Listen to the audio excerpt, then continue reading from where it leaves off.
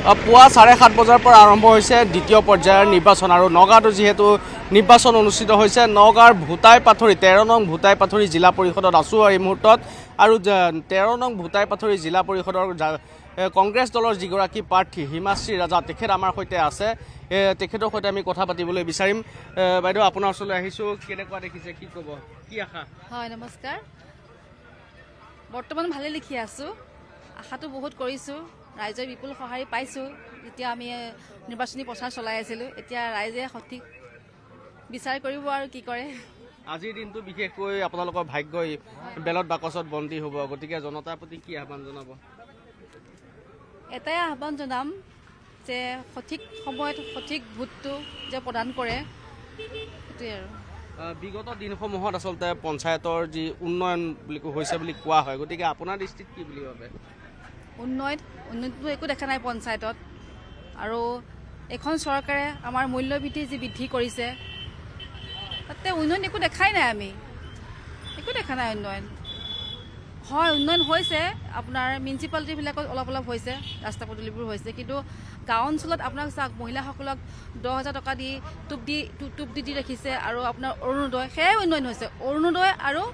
10,000 সেইটোক লৈ পেলাই আমাৰ গাঁওখনৰ মানুহখিনিক বিভ্ৰান্তি কৰি ফুৰিছে কিন্তু উন্নয়ন একো হোৱা নাইকিয়া মানে চৰকাৰে এতিয়া অৰুণোদয় আৰু সেই লাখপতি বাইদেউ আঁচনি সেইটো লৈ পেলাই ভোট বিচাৰি ফুৰিছে বাকী উন্নয়ন বুলি একো হোৱা নাই আপুনি যাওক চুকসভা পঞ্চায়ত যাওক তাততো মই গলিয়ে সোমাইছোঁ তাত 15 বছৰ বিজেপিৰ আপোনাৰ প্ৰেচিডেণ্ট আছিলে এটা গলি ঠিক নাইকিয়া 15 বছৰ আছিলে আৰু উন্নয়নটো একো দেখাই নাইকিয়া আমাৰ চৰকাৰ থাকোঁতে যেতিয়া কংগ্ৰেছ চৰকাৰ আছিল তেতিয়া আমি যিবিলাক সৰু সুৰা ৰাস্তাবোৰ বনাইছিলোঁ সেইখিনিয়ে সীমিত খালি তেওঁলোকৰ উন্নয়ন হৈছে যদি হৈছে লাখপতি বাইদেউ আৰু অৰুণোদয় এই দুটা লৈ পেলাই ৰাজনীতি কৰি আছে তেওঁলোকে এতিয়া যিহেতু আজিৰ দিনটো এটা গুৰুত্বপূৰ্ণ দিন আপোনালোকৰ বাবে কেইবাগৰাকীও প্ৰাৰ্থী আছে আপোনাৰ বিৰুদ্ধেও আছে প্ৰাৰ্থী গতিকে যদি আপুনি জয়ী হৈ আহিব পাৰে ধৰি লওক কেনেধৰণৰ আপুনি উন্নয়নৰ চিন্তা কৰিব হয় ৰাইজে যদি জিকাই আনে তেতিয়া আমাৰ যিবোৰ জিলা পৰিষদৰ আণ্ডাৰত যিবোৰ কাম হয়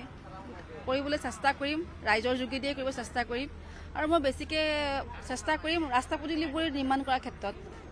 আমাৰ ৰাস্তা পদূলিবোৰে মেইন বাকী আমাক লাখপতি নালাগে অৰুণোদয় নালাগে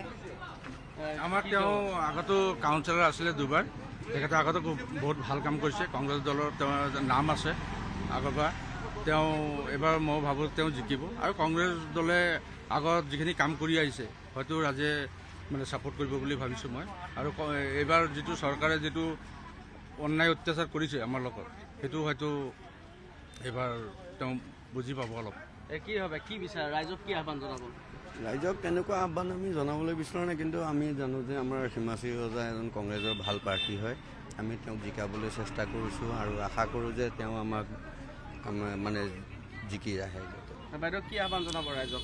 আমি শান্তি বিচাৰিছোঁ আৰু যোন দলীয় আহি পেলাই হিমাশ্ৰী বাইদেৱে খেলিছে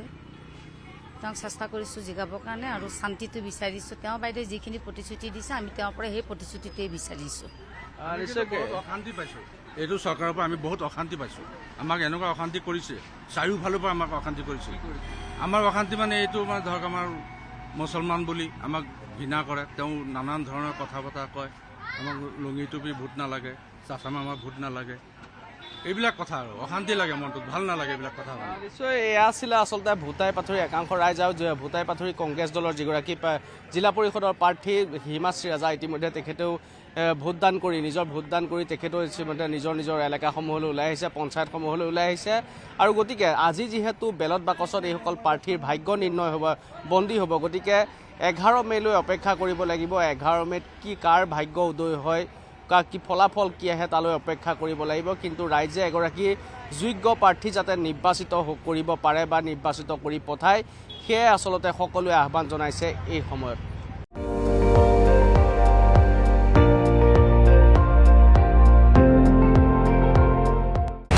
আপুনি চাই আছে ND24 সৰ্বশ্ৰেষ্ঠ নহয় সৰ্বোত্তমৰ দৌৰা